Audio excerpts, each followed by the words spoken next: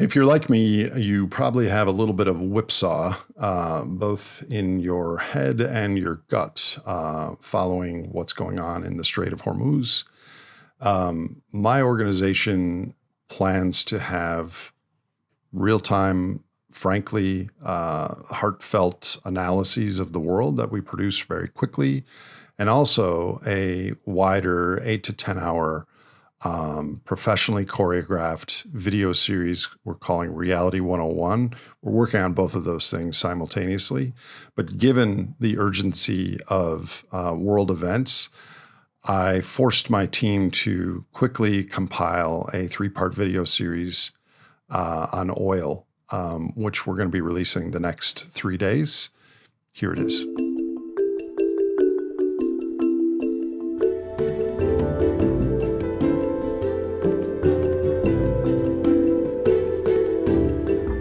Greetings.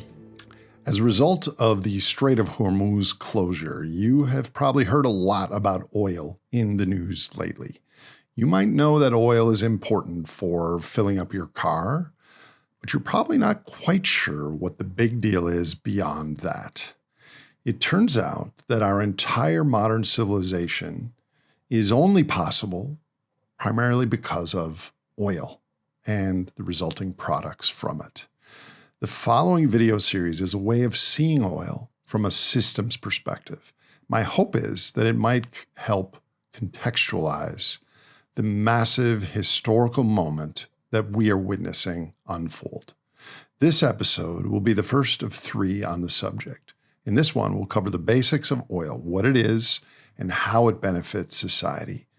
Things we should have been taught in school, but weren't. The second video will expand to look at how our systems and institutions depend on oil and how this knowledge can help us understand our present moment. The final video will take the lens of the first 2 and help us explore what all this means for the future of humanity and Earth. So most people's mental image of oil comes from a cartoon of dead dinosaurs turning into goo, which we put in our car.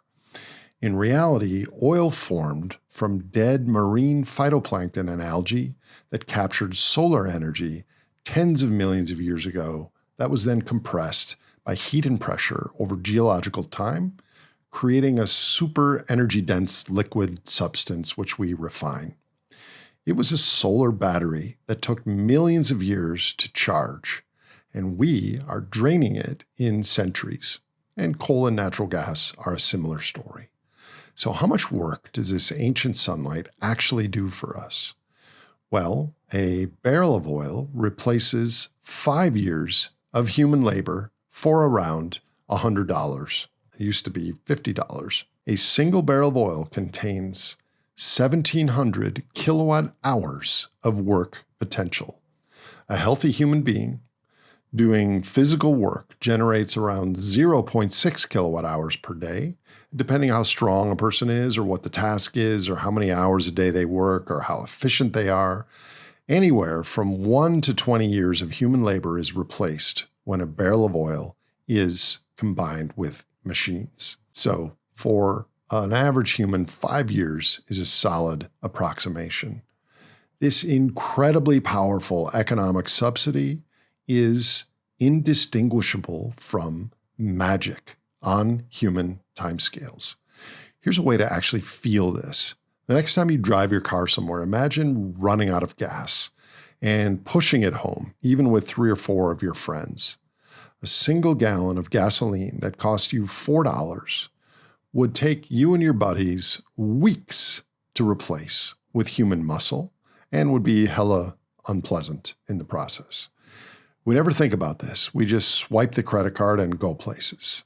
And all we pay is the cost of pulling it out of the ground, not the millions of years it took to create it, not the environmental cost of burning it. This makes oil absurdly cheap relative to the work it performs. Economic textbooks and business school classes teach that energy's contribution is its dollar price tag. In effect, the cost share of oil is equal to the value that it provides, but the cost we pay is orders of magnitude smaller than the value that oil provides for us. This is the deepest subsidy in the history of civilization, and it's mostly invisible, except in energy crises like now. That is a single 42-gallon barrel of oil. Now, multiply it by the total amount we burn every year, and we'll see what this looks like at scale. We use around 100 billion with a B, barrel of oil equivalents of fossil hydrocarbons per year globally. At around 5 years of labor per barrel, that's 500 billion human labor equivalents working alongside around 5 billion actual human workers. 100 fossil-powered ghost workers for every living one. This giant labor subsidy, when combined with machines, is primarily what explained and underpinned the explosion of wealth globally. It boosted wages, it boosted corporate profits, it slashed the price of goods and transportation so things show up at your door the next day in a brown truck. It supercharged agriculture to increase our population from 1 billion to 8 billion. And it dramatically increased per capita consumption on top of that. Every economic miracle of the last 150 years was underwritten by this invisible workforce. What does this actually look like at an individual level? Well, oil, alongside gas and coal, has made the average person significantly richer than historical royalty. The average American uses roughly 40 barrel of oil equivalents of oil, gas, and coal, combined to a global average today of around 10 barrels of oil per person. That level of energy service with the associated billions of helpers surpasses what kings and queens had access to a few centuries ago. Hot water on demand and refrigeration and personal travel by car and global travel by plane and year-round fresh food and climate-controlled sleep conditions, all from ancient sunlight powering the research, the innovation, the manufacturing, the infrastructure, the factories, the transport, the supply chains, and the commerce all around the world. And yet, almost no one sees it. That's because we swim in energy the way a fish swims in water. Every product, every service, every bit of GDP first requires an energy conversion. No exceptions. The average American home has around 40 items constantly plugged in, draining power around the clock, even when they're turned off. But because energy has become abundant and growing our entire lives, we have become energy blind. I got my master's at the University of Chicago, and my 3 Nobel Prize winning professors never once mentioned the word energy as a contributor to economic productivity, because during their lifetimes, the supply just kept growing. So they treated this exceptional period of human history as if it were normal, based on ingenuity and technology. Here's one way to feel how blind we are to this. Your body needs around 2,000 kilocalories a day to stay alive.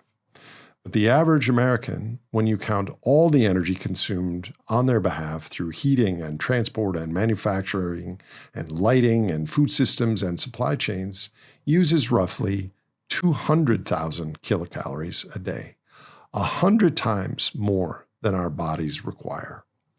Before 9 a.m., most of us wake up in a climate-controlled room and we flick on a light switch and turn on hot water for a shower and we make a coffee and put on synthetic clothes, all possible from oil and hydrocarbons. You are living at a metabolic rate that no organism in the history of life on Earth has ever sustained, and almost none of it is visible to us in our cultural stories in the media. This all sounds like a miraculous gift, and in many ways it is. But here's the kicker. This ultra-cheap energy in the form of coal, gas, and especially oil will not be available to us forever at today's price and scale. and it may well be gone sooner than we expect.